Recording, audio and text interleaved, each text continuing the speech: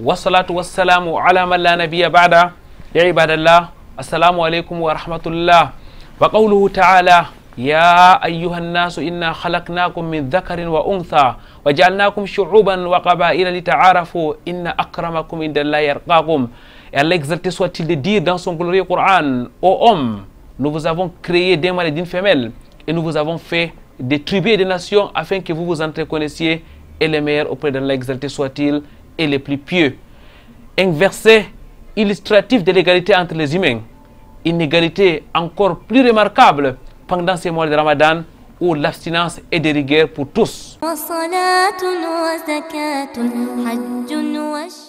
Mesdames, mademoiselles, messieurs, bienvenue sur ce plateau de Sur le chemin de Ramadan, une émission à trois articulations: l'entretien, les héros de l'islam, mais aussi et surtout la cérémonie du Saint Al-Qur'an al-Karim. Écoutons et méditons la parole d'Allah exalté soit-il pour commencer.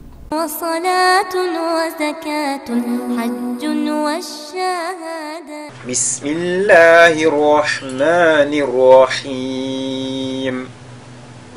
Li'ilafi Quraysh. Ici nous avons Quraysh, la lettre Qaf, n'est-ce pas, qui est lue avec At-Tafrim, le roi qui suit également avec At-Tafrim, et Quraysh. Nous avons ici le Ya qui est Sakina. Ce Ya qui est Sakina, il est précédé par une lettre qui porte Al-Fatha. On a donc parlé de Yalin. C'est dire que le mad qu'on fait ici, c'est ce qu'on a appelé Maddullin, n'est-ce pas? Maddullin dont la durée de prolongation est Al-Qasr, Al-Tawassut ou bien Al-Toul, au choix du lecteur. Donc dans toute la sourate ce sera pareil. Mais nous on va donc choisir de faire At-Tawassut. N'est-ce pas? Donc Li'ilafi Quraysh. Et n'est-ce pas le shin sur lequel on marque la pause, on fera At-Tafashi, n'est-ce pas, qu'il y ait de la propagation de l'air lorsqu'on prononce cette lettre-là. Li'ilafi Quraysh. Rabbi shrah li sadri wa yassir li amri wahlul 'uqdatan min lisani yafqahu qawli. Mesdames, mademoiselles, messieurs, qu'Allah exalté soit-il vous récompense d'être là avec nous. Merci pour votre fidélité renouvelée avec nous sur ce plateau pour parler aujourd'hui du Ramadan, mois d'égalité. Un invité historique sur ce plateau de Sur le chemin de Ramadan, frère Ibrahim Ousmane. Assalamu alaikum wa rahmatullahi wa barakatuh. Wa alaikum salam wa rahmatullahi wa barakatuh, frère Amir Koiranga. Frère Ibrahim, j'ai l'impression que c'est hier qu'on a commencé cette émission Sur le chemin de Ramadan. Pourtant, nous sommes aujourd'hui à la 7e saison. Il y a donc 7 ans, on débuté l'émission Sur le chemin de Ramadan. Le temps a coulé. Alhamdulillah, le temps a énormément coulé et c'est l'occasion pour nous de remercier énormément Allah subhanahu wa ta'ala et également exhorter nos fidèles auditeurs et auditrices d'être encore fidèles à cette émission et de demander à tous les musulmans de participer d'une manière sereine avec leurs questions, leurs ouvertures sur cette émission afin que dans 200 ans, qu'il y ait des émissions plus que ça. Alhamdulillah. Qu'Allah exalté soit-il vous récompense d'être là présent, de répondre toujours à l'appel de l'émission Sur le chemin de Ramadan, mais aussi des vitrines de l'islam. Frère Ibrahim Ousmane, je rappelle que vous êtes un observateur averti de la société, vous êtes membre de plusieurs associations islamiques, notamment la LICAM, la Ligue des cadres musulmans du Cameroun. Vous êtes directeur d'entreprise aujourd'hui, hier vous étiez encore étudiant et le temps a véritablement passé. Frère Ibrahima, aujourd'hui nous allons continuer avec notre série d'émissions sur le mois de Ramadan. Nous allons nous arrêter sur l'égalité. Ramadan, mois d'égalité. Avant d'aborder véritablement la dimension d'égalité dans les mois de Ramadan, est-ce que la notion d'égalité est abordée en général en islam? Non, alhamdulillah wa salatu wa salam rasulullah. Exactement, la notion d'égalité. C'est vrai que c'est un mot piégé, c'est un mot presque mathématique, et trouver de l'égalité mathématique est difficile de par le monde. Certainement, vous avez appuyé un verset tout à l'heure en introduction qui montre cette égalité, il faut le dire, et ça a été dit à plusieurs reprises sur l'égalité ontologique, physiologique, biologique, parce qu'Allah l'a rappelé en disant fa inna khalaqnakum min turabin thumma min nutfatin thumma min mudghah. Donc c'est assez clair. Donc nous tous, nous venons de la terre, après de la goutte de sperme, après du caillot de sang, puis un être. Donc ça veut donc dire qu'à ce niveau, l'égalité est assez claire entre les êtres humains, et on peut dire que l'islam en fait partie de ceux qui parlent de l'égalité entre les sexes. Inégalité mentionnée dans le Coran al-Karim et la tradition du prophète Mohammed sallallahu alayhi wa sallam. Frère Ibrahim Ousmane, est-ce qu'on peut rentrer à l'époque du messager d'Allah? Est-ce que cette égalité-là était visible, était remarquable? Bien sûr, parce que l'égalité, il faut le dire, hein, les uns et les autres parlent aujourd'hui de l'égalité pour juste la rémunération au niveau du travail. Allah Azza wa Jal l'a dit, qu'on soit homme ou femme, si on adore Allah Azza wa Jal, c'est le paradis, la récompense. Ça veut donc dire que c'est une égalité au niveau des récompenses, au niveau d'Allah Azza wa Jal. Au niveau des dispositions que le prophète, les exhortations du prophète dans le bon comportement. Le prophète a dit, le meilleur d'entre vous est celui qui est utile dans la communauté. Ça veut dire que si on est homme ou femme, si on est utile pour la communauté, on est du compagnon du prophète sallallahu alayhi wa sallam. Il faut dire également, le prophète sallallahu alayhi wa sallam exhortait tout le monde dans sa mosquée, homme comme femme, à être une société, une umma. Et quand le verset est arrivé pour dire que nous sommes la meilleure des communautés, le prophète sallallahu alayhi wa sallam a dit, cette communauté, il faut la multiplier en épousant des épouses qui sont fertiles. Ça veut donc dire que ces épouses-là font partie de la communauté. Plein d'autres exemples peuvent être cités hein, à l'époque du prophète sallallahu alayhi wa sallam. Et juste après lui, puisque vous avez parlé des pieux prédécesseurs, Aïcha, Hafsa, Salama étaient des enseignantes. Ça veut dire que sur le plan du savoir, il n'y a pas eu de différence. Les premiers pieux ne faisaient pas de différence entre les hommes et les femmes. Et ces femmes même ont enseigné, ont transmis la sunna du prophète sallallahu alayhi wa sallam à beaucoup de monde. Aujourd'hui, on en profite. Aïcha est parmi les plus grands rapporteurs de hadith. Il y a encore d'autres sujets chez les pieux prédécesseurs. Prenons le cas de Omar qui a utilisé des femmes à plusieurs reprises, à plusieurs endroits dans l'organisation de la société.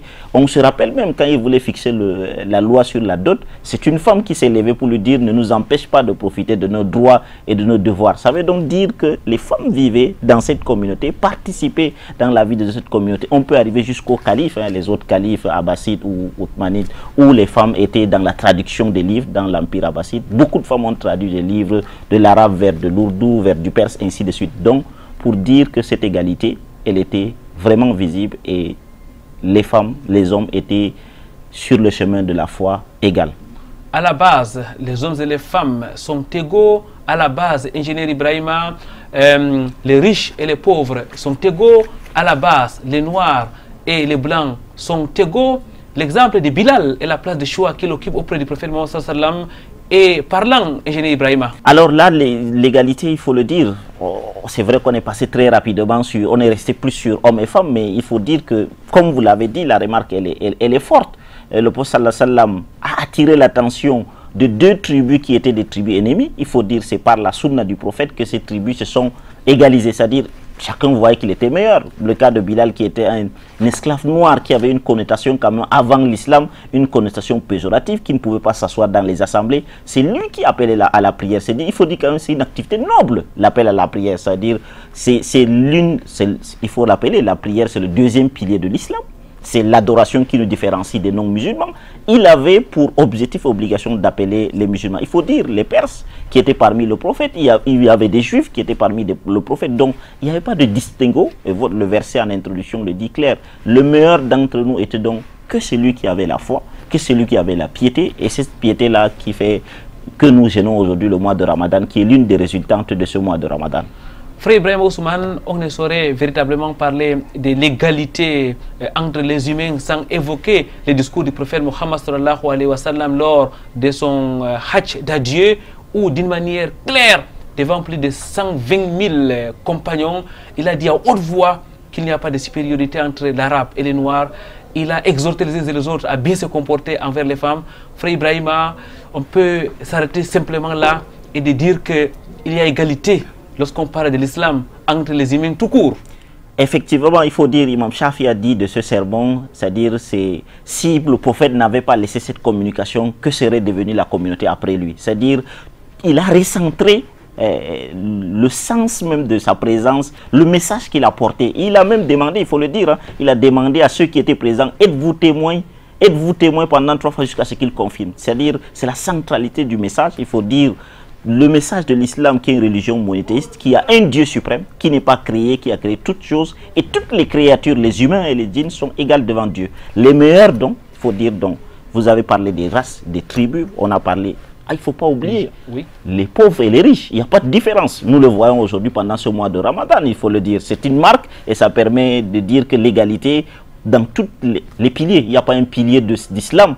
Il n'y a pas un pilier de foi pour les riches, les pauvres, pour les blancs, pour les noirs. Donc c'est une égalité qui est marquée dans les cultes, dans les adorations, dans les valeurs morales. La justice, la vérité, l'humilité, c'est demandé à tout le monde. Donc c'est pour dire que vous avez dit le message du prophète, le sermon d'adieu, c'est un sermon qu'il faut que nos enfants retiennent par cœur. On va donc faire une transition avec vos propos, ingénieur Ibrahima.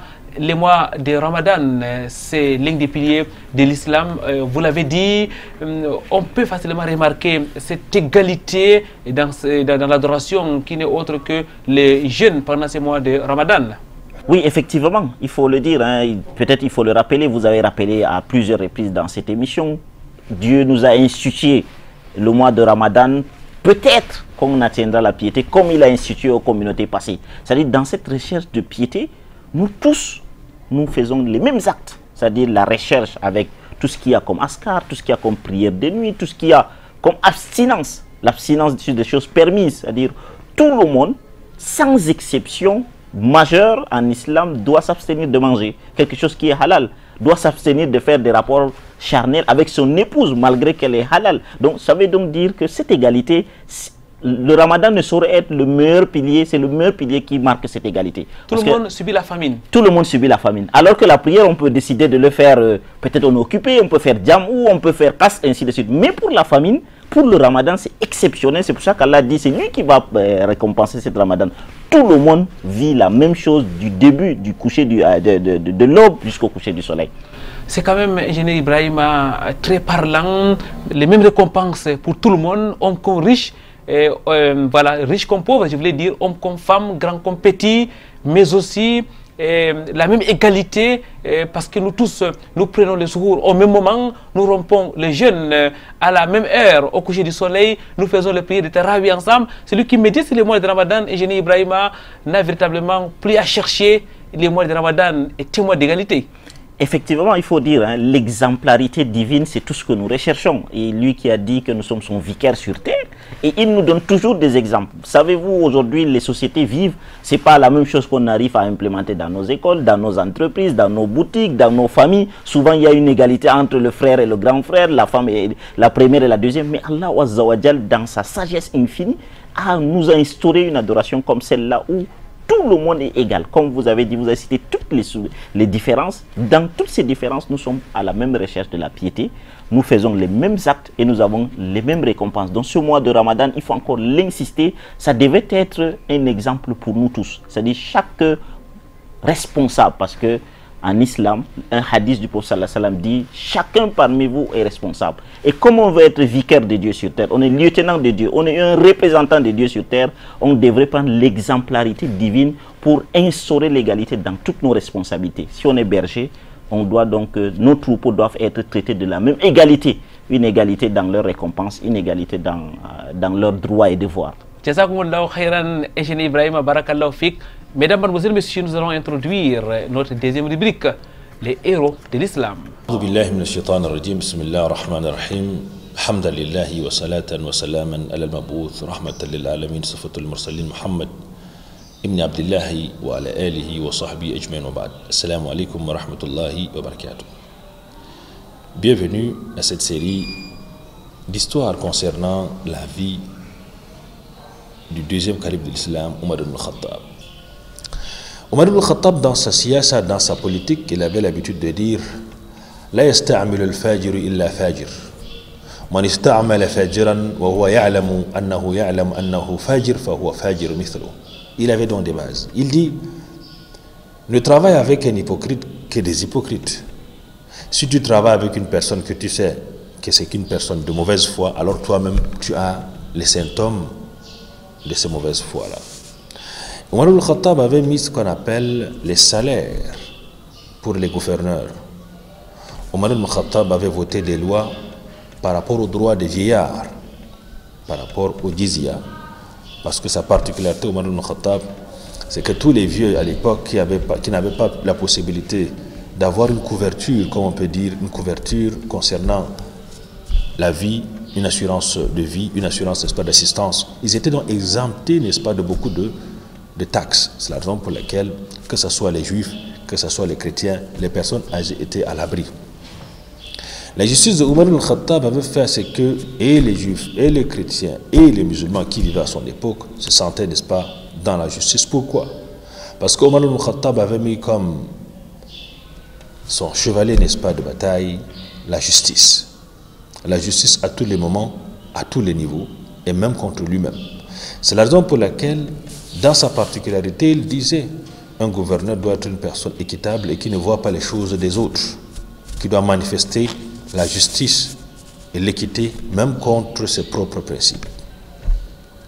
Omar ibn Khattab également avait mis dans sa khilafa la miséricorde, également le pardon, qui doit être, n'est-ce pas, la particularité d'un bon dirigeant. À titre d'exemple, Talha, radiallahu anhu, avait eu à suivre Omar ibn Khattab un soir pour voir exactement ce qu'Omar faisait tard dans la nuit. Il faut rappeler que c'est Omar qui réveillait les gens à 4 heures pour se préparer pour la prière. Un jour, dans Omar ibn Khattab, chaque soir, il avait l'habitude d'aller quelque part. Talha donc a suivi Omar pour voir exactement ce qu'Omar allait faire dans ces endroits. Arrivé donc, il trouva donc une vieille femme dans une maison qui était bien propre et bien arrangée. Il posa donc la question à cette femme, qu'est-ce que cet homme vient faire chaque soir? Je le vois passer chaque soir pour venir. Cette vieille femme dit, par la volonté d'Allah, grâce à cet homme, c'est que je vis. Parce que c'est lui chaque soir qui vient me nettoyer, qui vient arranger la maison, puiser de l'eau et me nourrir. Je n'ai plus de personne sur la terre, ce n'est rien que ce dernier qui vient le faire. C'est comme ça que Talha confirma, n'est-ce pas, le grand geste et la grande, n'est-ce pas, miséricorde dont était, n'est-ce pas, doté Omar ibn Khattab. Également Aslama, qui était un des bras droits d'Omar, qui passait souvent les soirs auprès d'Omar. Un jour, ils étaient ensemble avec Omar. Omar vit donc la fumée et la lumière, c'est-à-dire un feu qui était éloigné, très loin, à l'extérieur de la ville. Dans une tente, il alla donc pour se rassurer de ce qu'il y avait. Il trouva donc une femme avec ses enfants qui pleuraient. Il demanda à la femme pourquoi ses enfants pleuraient. La femme dit, en fait, ses enfants, ils ont faim. Et Omar donc vit une marmite sur le feu. Il posa donc la question à la femme, qu'est-ce qu'il y a dans cette marmite? La femme a dit, ce n'est rien que de l'eau que j'ai mis. Question de les embrouiller ou bien de les retenir jusqu'à ce qu'ils dorment. Cette réponse toucha donc Omar ibn Khattab. Il alla donc rapidement au Bayt al-Mal, porter, n'est-ce pas, 2 sacs de blé avec du fromage pour venir, n'est-ce pas, préparer. Voulant donc porter les sacs, Aslama lui dit, Amir al-Mu'minin, je vais porter. Omar lui a dit, pas du tout, laisse-moi porter car tu ne porteras pas mon fardeau, Yawm al-Qiyamah, chacun portera son fardeau. C'est comme ça qu'Omar vint trouver la femme avec le blé. Il versa donc le blé dans la marmite lui-même, attisa le feu et versa le fromage et prépara, n'est-ce pas, un bon repas à ses enfants. Il demanda aux enfants de manger jusqu'à ce que ses enfants soient rassasiés et ils s'endormèrent. Omar a dit c'était la famine qui empêchait ses enfants de dormir. C'est comme cela que Omar ibn Khattab enleva quelques sous qu'il avait sur lui, les laissa à cette femme et il s'en alla. Lorsqu'il se tourna, il s'en alla, Aslama discuta donc avec la femme lui posa la question de savoir qui était ce monsieur. Et Aslam dit, c'est Amir al-Mu'minin Omar ibn Khattab. C'est le prince, n'est-ce pas, des croyants. Donc, tout simplement pour montrer qu'Omar ibn Khattab manifesta à son époque la justice et l'amour et l'équité, et il était beaucoup plus discret dans ce qu'il faisait. Voici un peu quelques histoires concernant, n'est-ce pas, ce Amir al-Mu'minin. On continuera, bi'idhnillah ta'ala, avec les grandes réalisations et les événements qui se passaient à l'époque de Omar ibn Khattab. D'ici là, portez-vous bien. Wassalamu alaikum wa rahmatullahi wa barakatuh. Retour sur ce plateau de votre émission sur le chemin de Ramadan. Mesdames, Mademoiselles, Messieurs, aujourd'hui nous parlons de Ramadan, mois d'égalité. Nous sommes en compagnie d'Ibrahim Ousmane, observateur averti de la société, directeur d'entreprise. Il est membre de plusieurs associations islamiques, notamment la LICAM, la Ligue des cadres musulmans du Cameroun. Ingénieur Ibrahima, nous sommes en train de parler de l'égalité en général, mais particulièrement pendant ces mois de Ramadan. Vous l'avez démontré, c'est un mois d'égalité. C'est un mois qui démontre à suffisance qu'effectivement les hommes sont au même pied d'égalité devant les créateurs. Ingénieur Ibrahima, est-ce qu'on peut donc conclure en disant que les mois de Ramadan est une école à l'égalité? Effectivement, il faut dire, c'est quoi l'école? C'est un ensemble d'enseignements et de comportements, de pensées qui arrivent à atteindre un objectif bien précis. C'est ça le mois de Ramadan. C'est-à-dire, si Allah a dit qu'on va atteindre cette piété, dans cette recherche-là, voyez-vous, Laylatul Qadr, il n'y a pas un Laylatul Qadr de n'importe qui. Donc c'est une école. Allah nous met dans un mois de 29 ou de 30 jours où il met un ensemble d'actes, un ensemble de comportements. Un package, comme vous l'avez l'habitude de dire, en termes de comportement, les paroles futures sont interdites. On nous rappelle beaucoup de choses en termes d'abstinence, en termes d'activité, d'adoration, en termes de rappel. C'est un mois de Coran, vous l'avez dit dans plein d'émissions. Et tout ça, c'est pour nous pousser donc, dans les autres 11 mois, de mettre en place donc une organisation d'égalité, une école de gestion de la vie conformément à ce mois de Ramadan, conformément à ce comportement qu'on a eu, il faut le dire, pendant ce mois de Ramadan. Quand on a eu faim, ce n'est pas une famine ex nihilo, c'est une famine qui doit nous rappeler quelque chose. Allah a dit à plusieurs reprises, j'ai créé la terre et les cieux, ce n'est pas en vain. C'est-à-dire les actes qui sont posés, dont Allah nous pousse à faire, ce n'est pas en vain. Cette famine, c'est pour nous rappeler qu'il y a des pauvres. Donc ces pauvres sont des humains comme nous, ils sont égaux, ils ont envie de manger. C'est-à-dire après le mois de Ramadan, pendant les 11 mois, il faudrait qu'on se rappelle à chaque fois. On a été formé pendant l'école du Ramadan à la charité, à la famine et reconnaître la famine des pauvres, des orphelins, des veuves. Il faudrait que les 11 autres mois, on passe à l'action, qu'on répète ce qu'on s'est formé pendant le mois de Ramadan. On a envie de dire, ingénieur Ibrahima, quelle pédagogie de la part du meilleur pédagogue, Allah, qui au-delà de la théorie, pousse donc les hommes riches et les autres à vivre la famine pour comprendre effectivement comment les pauvres passent leur quotidien. Effectivement, c'est l'omniscience, c'est l'omnipotence, c'est la sagesse infinie, c'est la miséricorde illimitée. C'est Allah dans sa pédagogie, vous avez dit, le terme il est bien choisi, c'est-à-dire Allah, déjà avec les exhortations, en plus des exhortations, nous donne des actes pratiques. C'est le TP comme à l'école. Ça nous donne des actes pratiques. Et après, nous suit pendant 11 mois. Après, nous passe encore une nouvelle boucle. C'est-à-dire l'être humain, c'est-à-dire c'est ce qu'a demandé Allah dans beaucoup de versets.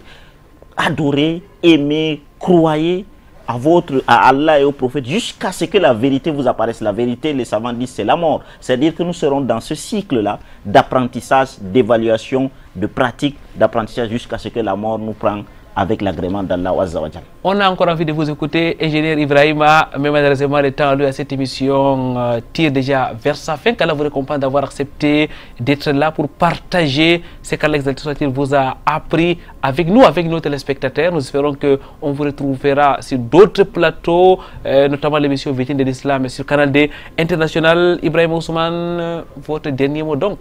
Alhamdulillah, il faut dire que j'ai toujours l'habitude de dire le mot égalité, il est piégé.